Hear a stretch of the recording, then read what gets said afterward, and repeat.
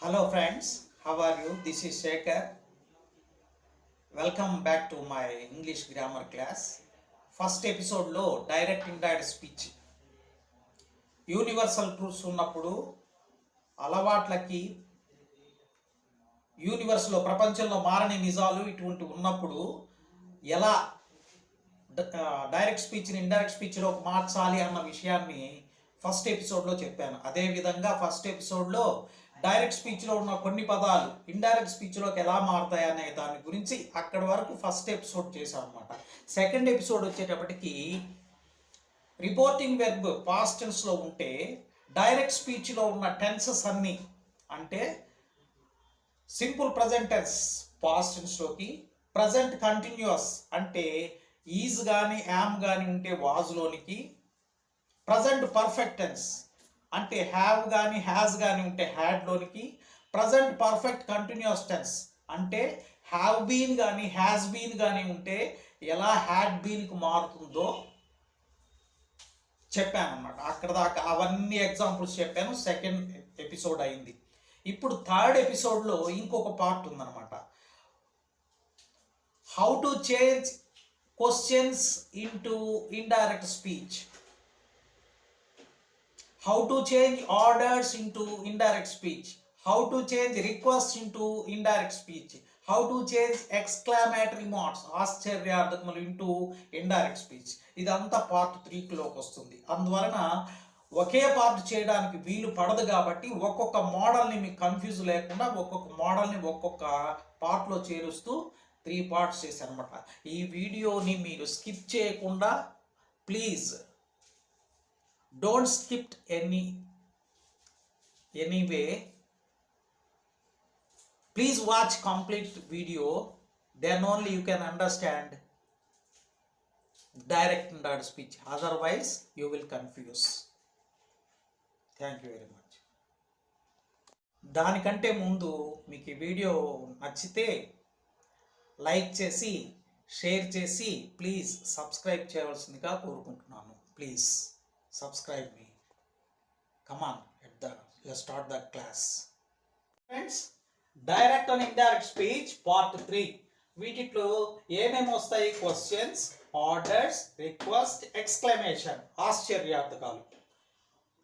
ఒక విషయం గుర్తుపెట్టుకోవాలి, నిన్నటి దాకా ఫస్ట్ ఎపిసోడ్లో సెకండ్ ఎపిసోడ్లో చేసినప్పుడు అంటే మామూలు వాక్యాలని మనం ఇండైరెక్ట్ స్పీచ్లోకి మార్చేటప్పుడు we have to use that.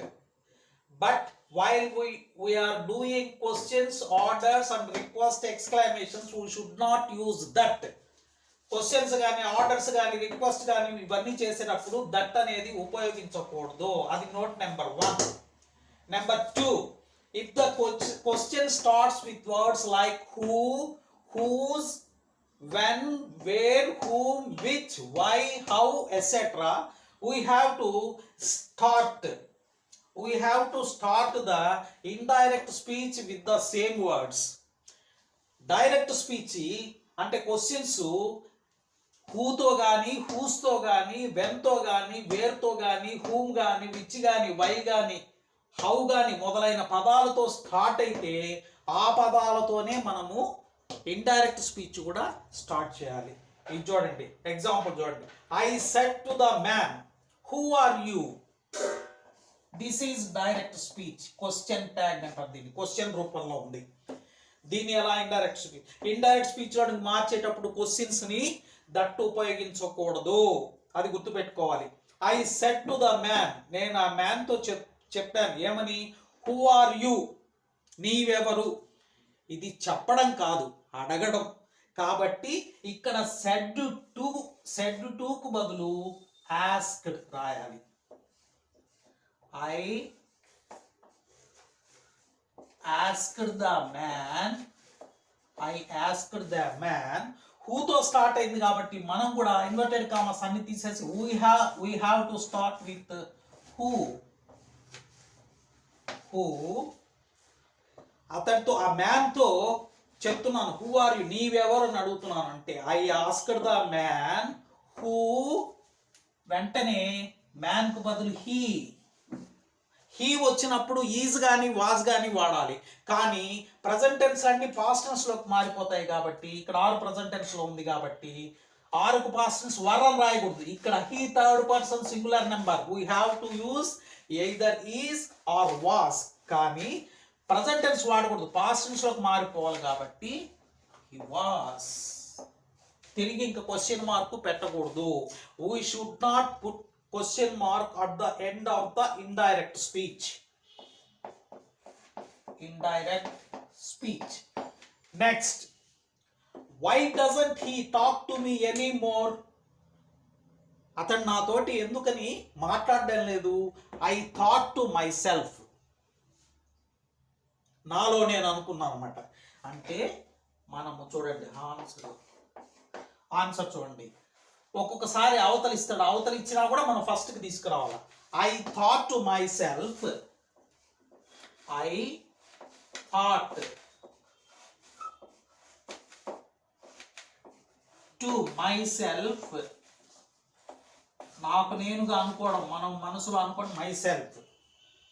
వైతో start అయింది కాబట్టి వై, ఇక్కడ హీ ఉంది, హీ, ఇక్కడ డూ అనేది ప్రజెంట్ టెన్స్ లో ఉంది, డూ అనేది ప్రజెంట్ టెన్స్ లో ఉంది కాబట్టి దాన్ని మనం పాస్ట్ టెన్స్ లోకి మార్చాలి. వై హీ డిడెంట్, ఎందుకంటే నాట్ ఉంటే దాన్ని నెగటివ్ అంటారు, నో అని అర్థం. నాట్ ఉంటే, నాట్ ఉంది కాబట్టి నాట్ ఉంటే నాట్ పెట్టాలి, లేకపోతే పెట్టనవసరం లేదు. So I I I thought to myself why he didn't talk to me any more, no change, as it is గా రాసేసేది. talk to me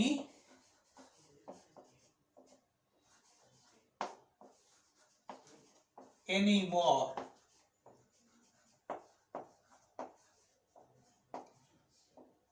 చూడండి ఫ్రెండ్స్, ఏం చేసాము మనము? ఏమిలా, వైతో స్టార్ట్ అయింది, వైతోనే స్టార్ట్ చేసాము. All commas, inverted commas should be removed. కామాలు, ఇన్వర్టెడ్ కామాస్ అన్ని తొలగించాలి. Why doesn't he talk to me anymore? I thought to myself. అతను ఎందుకు నాతోటి ఎక్కువ మాట్లాడడం లేదు అనుకున్నాడు తనలో తాను. అంటే I thought to myself, ఒకవేళ ఎండింగ్ లో ఇచ్చినా కూడా మనం ఫస్ట్ తీసుకురావాలి. I thought to myself why, వైతో స్టార్ట్ అయింది కాబట్టి వై. డూ అనేది ప్రజెంట్ టెన్స్ లో ఉంది, డస్ గా ఎందుకు మారుతుంది? హీ వచ్చినప్పుడు హీ, షీ, ఇట్కి ప్రజెంట్ టెన్స్ వాడికి ఎస్ చేర్చాలి. సింగులర్ నెంబర్స్ థర్డ్ పర్సన్ అయినప్పుడు ప్రజెంట్ టెన్స్ వాడికి హీ చేర్చాలి, ఎస్ చేర్చాలి. అందువలన ఏంటంటే డూ అనేది పాస్ట్ టెన్స్, డిడ్ అయిపోతుంది. వై హీ డిడెంట్, నాట్ ఉంటే నాట్ పెట్టాలి, లేకపోతే పెట్టనవసరం లేదు. Talk to me any more. See next example. Do you know the way to the police station? She said to Mohan. నీకు పోలీస్ స్టేషన్ కు దోవ తెలుసా అని ఆమె మోహన్ ను అడిగింది. ఇది క్వశ్చన్ ట్యాగ్ చూడండి, దట్టు ఉపయోగించకూడదు. అంటే ఇది లాస్ట్ లో ఇచ్చినా కూడా మనం ఫస్ట్ తీసుకురావాలి. సెడ్ టు చెప్పడం కాదు, ఇది ఆస్క్డ్ ఉండాలి. సెడ్ టు దగ్గర ఏముండాలి? ఆస్క్డ్. అంటే షీ ఆస్క్డ్ మోహన్, షీ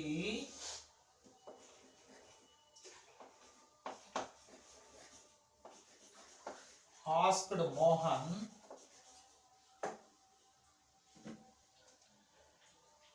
దీంట్లో రెండు ఆన్సర్లు ఉన్నాయండి. మోహన్ గనక తెలుసుంటే, దోవ తెలుసుంటే తెలుసు అని చెప్తాడు, లేకపోతే తెలీదు అని చెప్తాడు.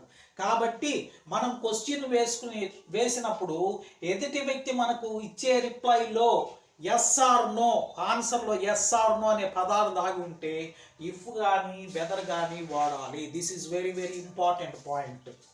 Every one should be remembered. Do you know the way to the police station? She said to Mohan.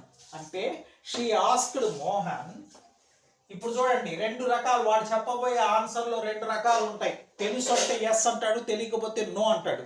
ఇలా ఎదుటి మనం క్వశ్చన్ వేసినప్పుడు ఎదుటి వ్యక్తి చెప్పే సమాధానంలో ఎస్ ఆర్ నో అనే పదాలు కనుక దాగి ఉంటే we have to use indirect speech if or whether in indirect speech. She asked Mohan if పెట్టుకోండి, ఈజీగా ఉంటుంది.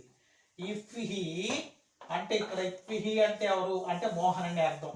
ఇఫ్ హీ, నో అనేది న్యూ, పాస్ట్ టెన్స్ లో మారుతుంది. ద వే, మిగతా అంతా యాస్టీస్ గా రాసేది. To the police station.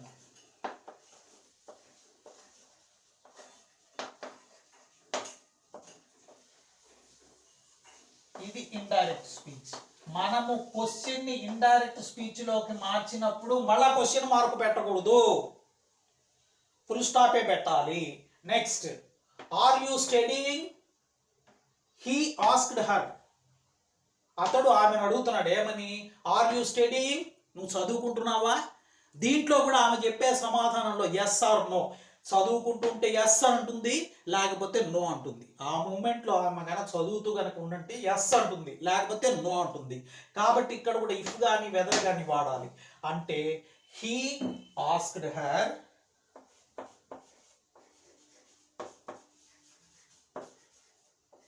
Asked her if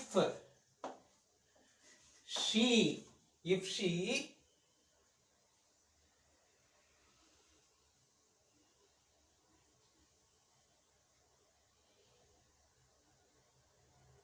cut చేయండి.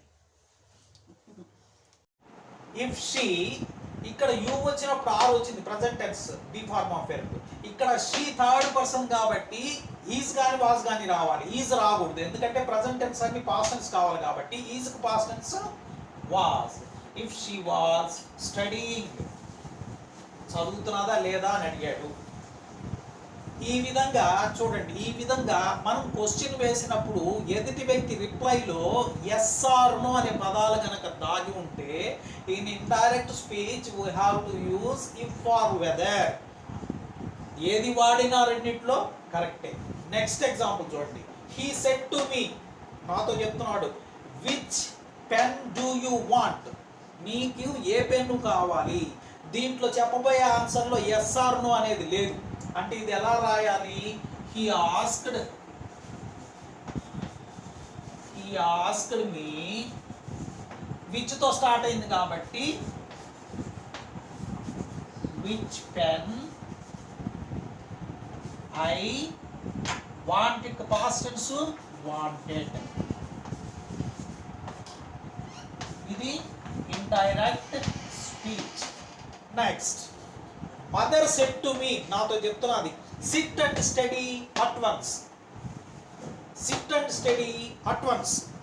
పెద్దవాళ్ళు మనతో చెప్పినప్పుడు కొన్ని వాటిని మనం ఆర్డర్స్గా భావిస్తాము.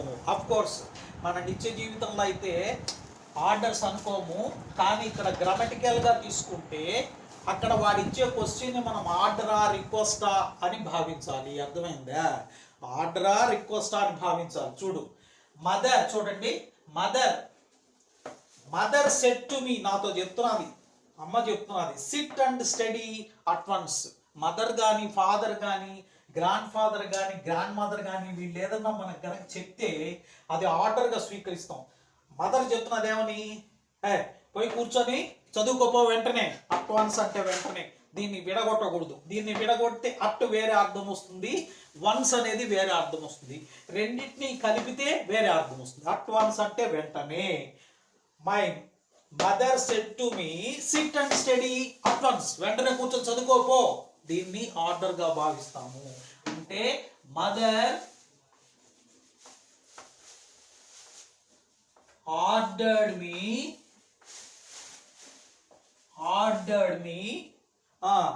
ఇక్కడ దట్టుకు బదులు టు ఫామ్, రిక్వెస్ట్లకు కానీ ఆర్డర్స్ కానీ టు అనే పదాన్ని యూజ్ చేస్తాము. టు ఇది ఇంపార్టెంట్, గుర్తుపెట్టుకోండి. సిట్ అండ్ ఇంకా no change, study at once. ఇక్కడ నుంచి నో చేంజ్ చూడండి. ఇక్కడ ఏమలా టూ మాత్రమే ఉపయోగిస్తాం. ఆర్డర్స్ కానీ రిక్వెస్ట్స్ కానీ టూ వాడతాం. ఆర్డరా రిక్వెస్టా అని ఎలా తెలుస్తుంది అంటే అక్కడ ఇచ్చే వాక్యాన్ని బట్టి. మదర్ మనతో చెప్పిందంటే పోయి కొంచెం చదువుకోపో అని చెప్తున్నదంటే అది ఆర్డర్ కిందనే భావించాలి. సో మదర్ ఆర్డర్డ్ మీ ఏమని? To sit and study at once, that ఉపయోగించకూడదు. Next, he said to me, అతడు చెప్తున్నాడు, please open the window. He said to me, అతడు నాతోటి చెప్తున్నాడు ప్లీజ్. డైరెక్ట్ స్పీచ్ లో ప్లీజ్ అని గనక ఉంటే that must be treated as a request. Please అంటే రిక్వెస్ట్ అని అర్థము, అభ్యర్థించడం. ఇది ఆర్డర్ కాదు, ఎందుకంటే వీడు మనతో చెప్తున్నాడు, వాడేవాడు మనకు ఆర్డర్ వేయడానికి. కాబట్టి ప్లీజ్ అనే పదం ఉంది పైగా, దయచేసి విండోని ఓపెన్ చేయమని. కాబట్టి ఇది రిక్వెస్ట్. ఇక్కడ మనం ఏం పెట్టాలి? He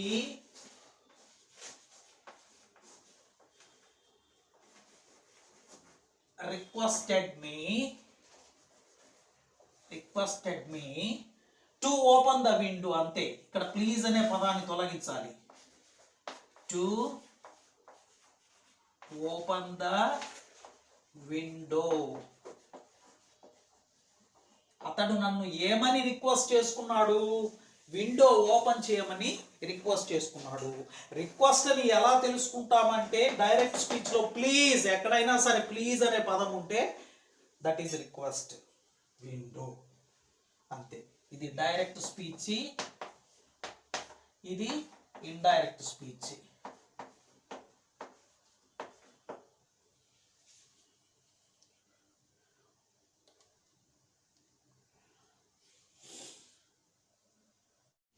next, have a deep respect for every living creature. The saint said to the audience. Saint అంటే ఎవరు? ఋషి లేదా మహర్షి. ఆయన చెప్తున్నాడు, తన ఉపన్యాసంలో అందరినీ కూర్చోబెట్టుకొని బోధిస్తున్నాడు అనమాట. అంటే ఆడియన్స్ అందరు చుట్టూ కూర్చున్నారు, నీతులు సూక్తుల గురించి చెప్తున్నాడు మహర్షి. ఏమని? Have a deep respect for every living creature. ప్రతి జీవి యందు కూడా మనము దయాదాక్షిణ్యాలు చూపించాలి. ప్రతి జీవిని ప్రేమించాలి. అది చిన్న జీవి కానీ పెద్ద జీవి కానీ, దానికి కూడా ప్రాణం ఉంది కాబట్టి ప్రతి జీవిని మనం ఏం చేయాలంటే ప్రేమించాలి అని చెప్పి ఆయన చెప్తున్నాడు. దీన్ని ఏమంటారంటే అడ్వైస్ అంటారు, సలహా. అంటే నువ్వు అనుసరిస్తే అనుసరించు, లేకపోతే లేదు. అంతేగాని ఈయన మనకు ఆర్డర్ చేయడానికి, రిక్వెస్ట్ చేసుకునే అవసరము, ఆర్డర్ చేసే అవసరం ఏమీ లేదనమాట. ఆర్డర్స్ అంటే ఒకటేనండి, పెద్దవాళ్ళు చిన్నవాళ్ళకి చేయొచ్చు, లేదా టీచర్ స్టూడెంట్స్కి, ఆఫీసర్ ప్యూన్లకి, చిన్న ఉద్యోగస్తులకి చేసేవి ఆర్డర్స్ అవుతాయి.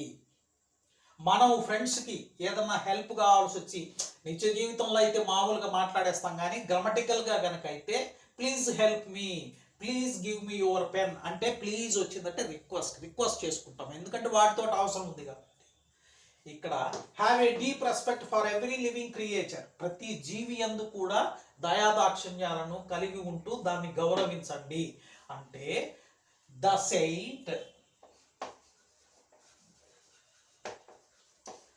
సెయింట్ అడ్వైజ్డ్ ద ఆడియన్స్, సలహా ఇవ్వడం.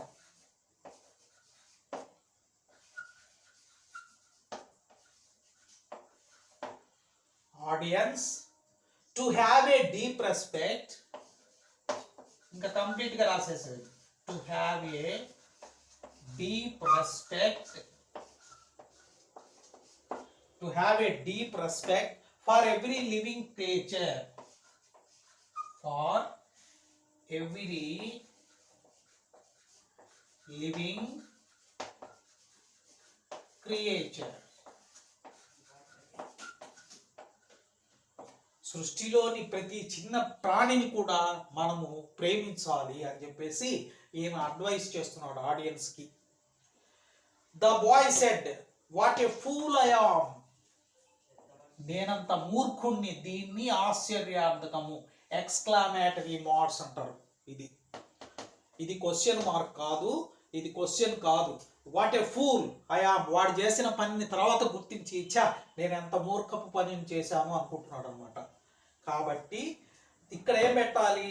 వాక్యాన్ని బట్టి ఎక్స్క్లమేటరీ వాక్యం కాబట్టి, ఇది గుర్తు కాబట్టి exclaimed the boy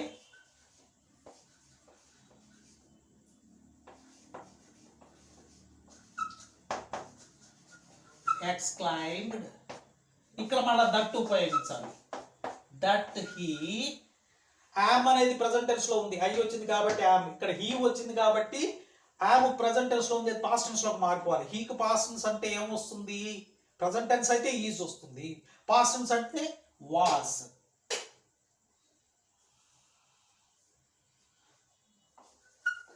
he was a great fool, చాలా మూర్ఖుడు అనుకున్నాడు. ఇది ఇండైరెక్ట్ స్పీచ్.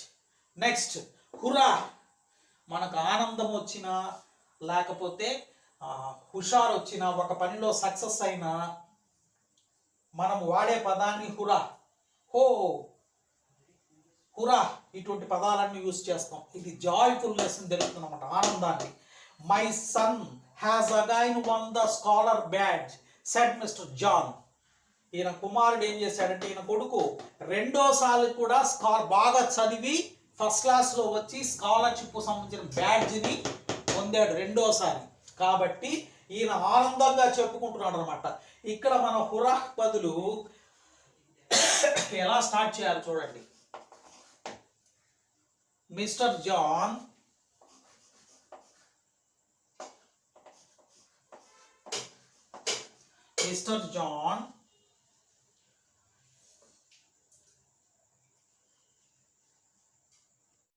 చూడండి, మిస్టర్ జాన్, హురా అనేది ఆనందంతో కూడిన అనమాట, ఎక్స్క్లమేషన్ మార్క్, ఎక్స్క్లైమ్డ్.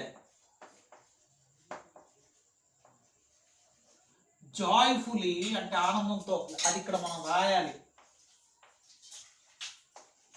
ఏమని, దట్ హీజ్ సన్, ఇక్కడ మెయిన్ వెర్బ్ పాస్ట్ టెన్స్ లో ఉంది కాబట్టి పాస్ట్ పర్ఫెక్ట్ టెన్స్, అంటే had won the scholar badge.